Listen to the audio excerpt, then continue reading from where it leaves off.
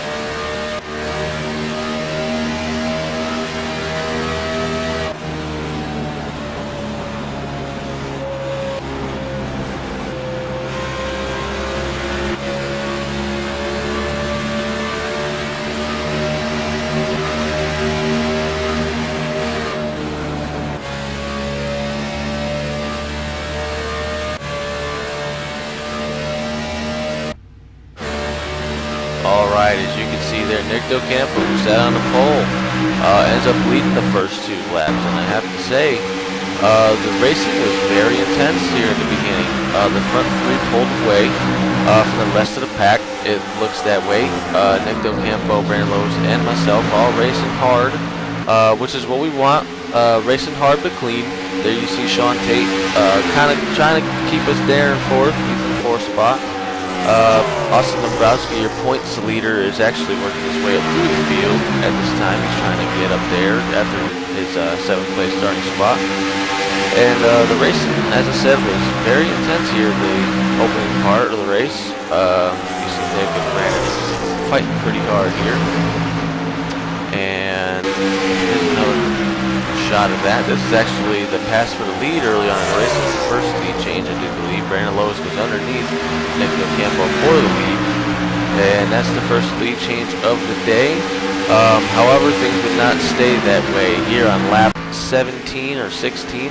Braxton Pierce loose off of turn 4, and it looks like that thing is just pure evil as he heads down into turn 1. Oh, he loses it and hits the wall very, very hard. Wow, and that was a very close miss for Austin Hess. I'm sorry for the screw up there. Very close miss. Let's take a look here at his in-car camera. You see, very loose off of turn 4, and he heads down to 1. He gets loose again and just completely oversteered and hit that. And wow, what a close miss there for Austin Hess.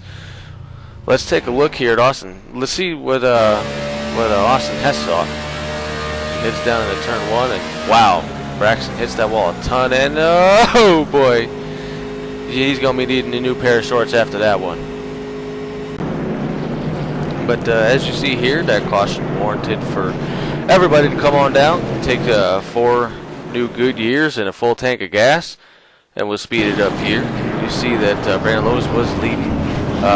You see yours truly actually made it in 2nd. Having difficulties here, the top 3 getting into their pit box as Nick Del Campo's car lags. Everybody took 4 tires and fuel here, and you see the 4 tires go on. Nick Del Campo, I don't know where his car went, lagging a little bit. Brandon Lowe's beats yours truly, and Austin fought his way up through the pack. Then you see Alex Montefronte beats Sean Tate out. And here's the restart on lap 21.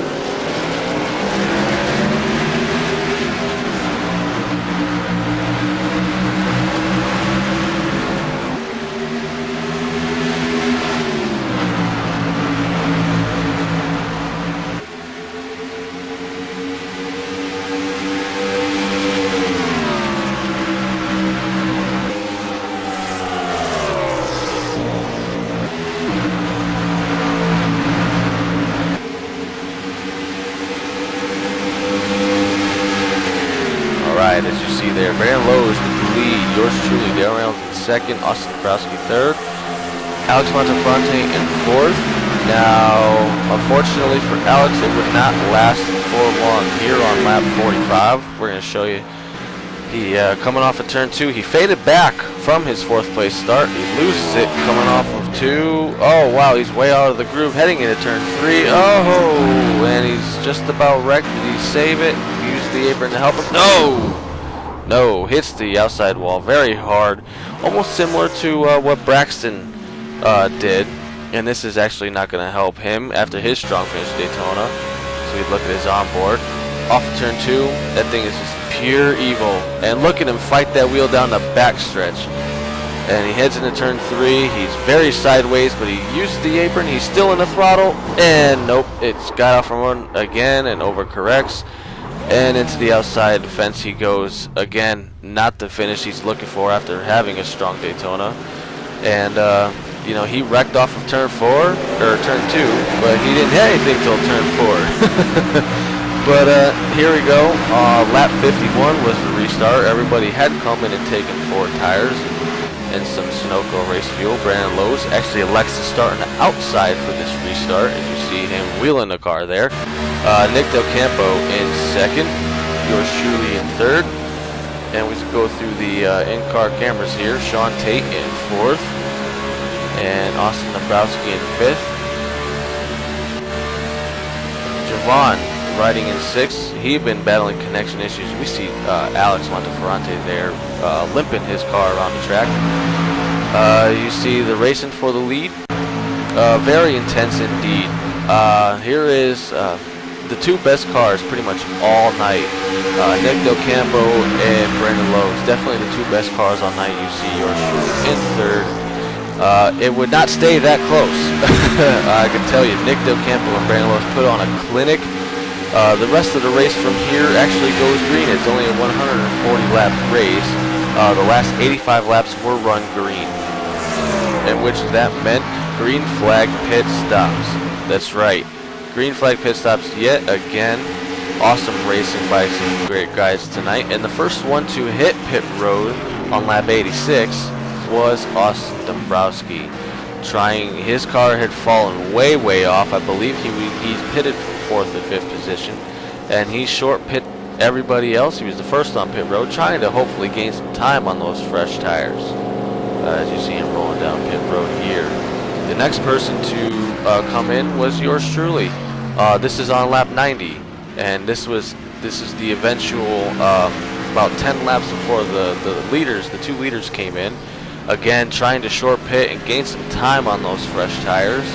But what's actually interesting here is the exit of pit road. As you see me coming out of pit road, and it's trying to dig for all you can. Dig on the bottom. And whoa, look at that. Look at that big slide on the apron there. Let's take a look at the in-car camera. And again, coming out of pit road, trying to dig as hard as you can, trying to make up some time. Oh, clipped that part of the apron, got very loose.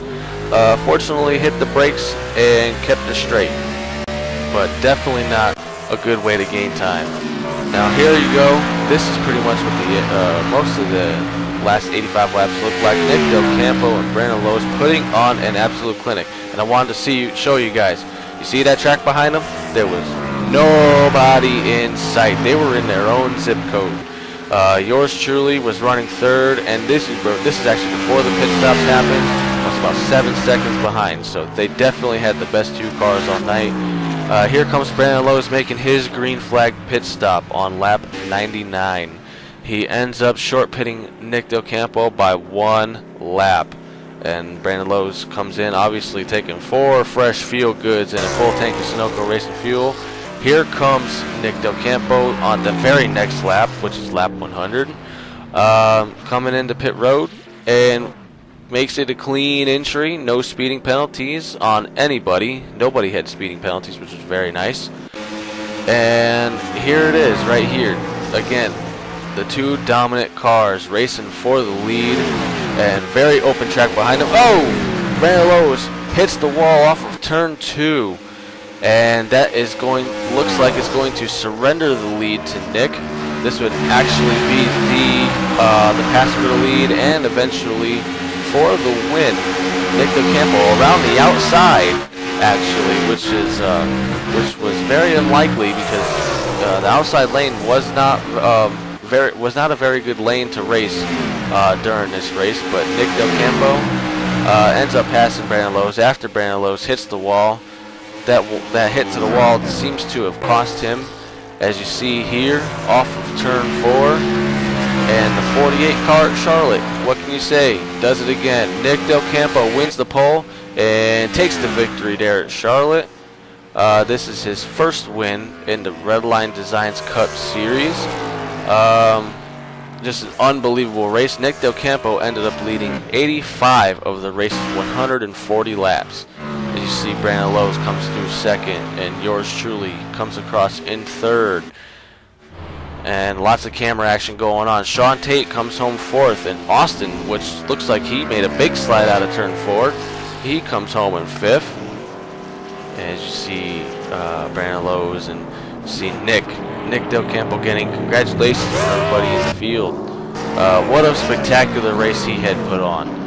85 out of 140 laps dominated, as we celebrate with him, doing some donuts in the Charlotte infield. And hey, whoa, hey now, watch out for the guys on pit road. He almost hits the number 24 car, but we would like to thank we'd like to thank Nick Del Campo for racing and congratulate him on his first win in the Redline Designz Cup Series.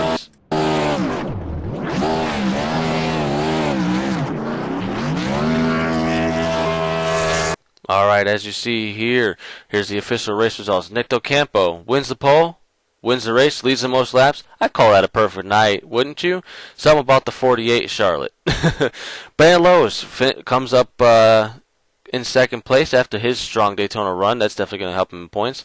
Yours truly finishes in third. Sean Tate fourth. Austin Dombrowski, your points leader, comes home fifth. Jovan Cherry hung in there all night, finishes sixth after lots of connection issues.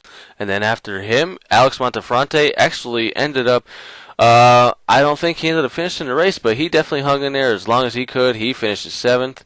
Then you see Austin Hess, Benjamin Britton, and Braxton Pierce rounding out the rest of your field. Alright, as you see here, the official point standings, courtesy of the Redline Designz website. Austin Dombrowski, after his fifth place finish, he keeps his points lead. Just barely, though. Only 1 point over Brandon Lowe's with his second place finishes. Moves up to second place in the standings. Yours truly, after finishing third, moves up to third in the standings. Alex Montefronte, because of his wreck and his unfortunate miscue, drops 2 points in the standings. Sean Tate, another very solid run, finishes fourth at Charlotte, stays fifth in the points. Jovan Cherry, who finished sixth at Charlotte after his connection issues, manages to move up 3 spots in the standings to sixth. Benjamin Britton stays in seventh. Nick Del Campo, with his win, leapfrogs over some people who only raced at Daytona. Bruce Turner and Ben Bando, being those who only raced Daytona, lost spots.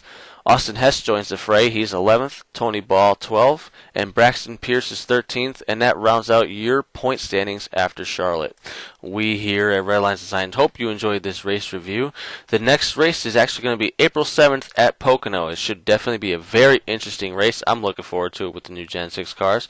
Thank you guys for watching. Until then, take care, be safe, have fun, and we'll see you at Pocono.